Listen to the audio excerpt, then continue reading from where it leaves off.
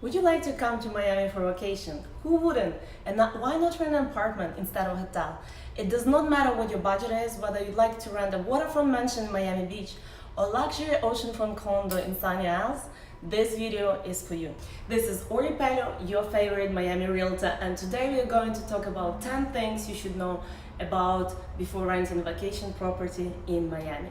Before we get started, make sure you subscribe to this channel if you'd like to see more videos like this. Also, just out of curiosity, have you rented a vacation home in Miami before? If yes, please comment below with yes, and if no, please comment no below. In this video, I'll walk you through the entire rental process, so make sure you watch the whole video as I'll reveal some tips and tricks how to make your trip the most enjoyable. Number one thing to consider before renting a vacation property in Miami. Not every condominium in Miami allows vacation rentals. As you know, Miami is number one tourist destination in the US. City wants to protect its tourist industry to make sure that everyone is paying taxes. The hotel industry in South Florida is considered one of the best in the world and is threatened by vacation rentals. Therefore, not every condo in Miami will allow you to stay there for vacation or only short term. These rules apply everywhere in the United States and especially in Miami, the tourist center of the country, of course. Number two thing to keep in mind. Okay, if I want a property, I can do whatever I want and I can rent it any way I want. Not true. Even if you have a property in Miami, you cannot rent condo or even a house short term. 95% of condominiums do not allow rentals less than 6 months. I'll reveal the condos that will allow you to stay there for vacation at the end of the video, so please stay tuned. As an owner of a condominium or property owner, you have a share or part of a business, so to speak. All the owners of that condominium are rightful owners or business partners, so to speak, and are required to respect the rules and regulations that are set in place by a management company who's responsible for maintenance of the building, budget, etc. Number three, what is wrong with short-term rentals? Vacation rentals can reduce property values, impair the security of the community and their owner. I'm sure you will agree that owner-occupants want a peaceful home and community with neighbors they know, as opposed to sharing space and common amenities with strangers.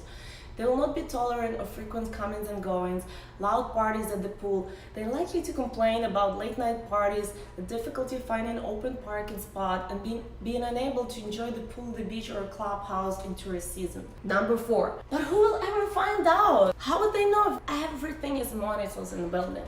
We live in the greatest country in the world, the most transparent country in the world. To gain access to the unit, you will need a fob to come through to the elevator. Reception screens everybody that comes through the door.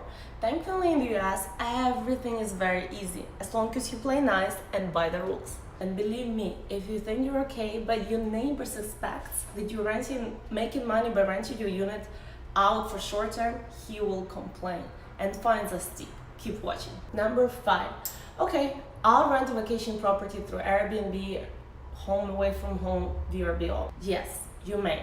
However, you're also taking a risk here. Fines are steep and can reach up to $25,000 for property owners and their visitors. If the building or area does not allow short-term rentals, you might incur a fine and even be asked to leave the property immediately. Don't ruin your vacation. There is a certain zoning allowed in Miami Beach that allows short-term rentals, of course. And if you want to know where it is, reach out to me directly or best talk to a realtor. They're required by law to disclose to you, or they can lose their license, to tell you where in South Beach vacation rentals are or not allowed. Number six, it still doesn't make sense. If the apartment is empty, why would they not rent it? The owner is just losing money. Yes and no. The property owner paid hundreds of thousands of dollars or millions. So you're $5,000 or even $40,000. If the unit is worth $10 million, it's just not worth it to them. You come and go, and they have to live there and work with the association. What do I do? I want to come to Miami for less than 1 month.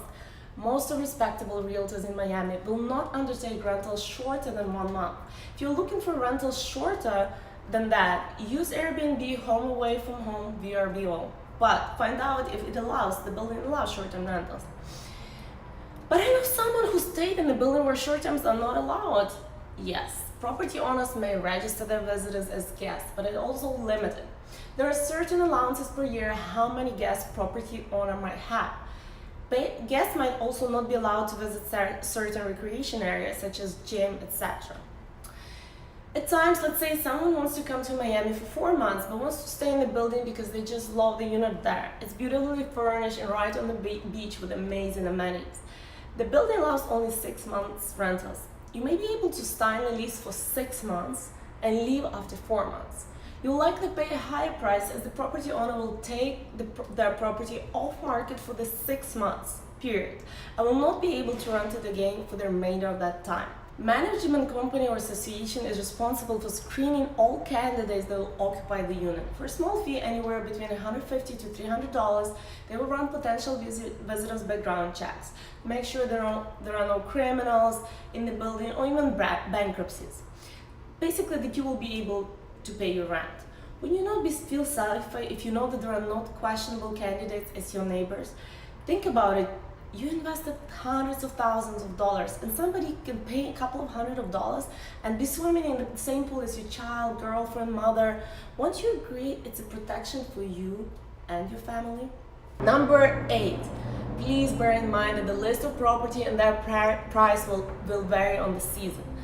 Price reflected in the list your realtor will send you is almost always for 12 months rentals. So if you will be doing shorter term rentals, almost guaranteed the price will always be high. During hot season from October to April, be prepared to pay more. That's the season in Miami. Thanksgiving around the end of November and through to New Year's Eve, the unit will be double the price. The shorter the term you choose to stay, the more expensive it will be, as more paperwork is involved, more cleaning, more management and maintenance. You will also incur additional charges for cleaning, parking, possibly for electricity, and almost always internet cable will be included. You will also need to pay a registration fee and deposit to secure a unit. Registration fee goes to the association who runs your background check. You'll fill out an application with your information, and based on that, they will run your background check. This process can take anywhere from 1 week to 1 month. Keep that in mind when looking for a unit. Good time frame to start looking for a unit is about 2-3 months prior to your arrival. Number 9. How much are the units? Starts minimally at about $3,000 for 1 bedroom, 5 to 7 for 2 bedrooms, $7,000 and up for 3 bedrooms off season, meaning summertime from April to September. For high season, it's going to be around $5,000 for 1 bedroom, 7 for 2, and $12,000 out for 3 bedroom. And high-end properties are going to be $20,000, $30,000, $40,000, and I've also rented properties that are $100,000 per month. Number 10, where should I stay? The most popular condominiums, depending on your budget, that allow short-term rentals are La Perla in Sunny Isles, Beach Club 2 in Holidays, St. Regis in Bal Harbour. In Miami Beach, you have one hotel and Homes, Edition, Mondrian, Yacht Club in Portofino. In Miami, I recommend Epic Condominium. So what should you do? Stay in a hotel if it's a week or 2. Use Airbnb if it's more than 10 days and less than a month. Talk to a realtor if it's more than 1 month. So to summarize, should you come to Miami Beach short term? Better make it at home. If you found this video interesting, make sure you like it, make sure you share it, make sure you subscribe, make sure you tell others about it. If you have any questions, leave a comment below. Thank you so much for watching. I know that you have a lot of choices in front of you when it comes to real estate, and I'm truly, truly grateful and honored I get to be one of them. Stay tuned and speak to you again soon.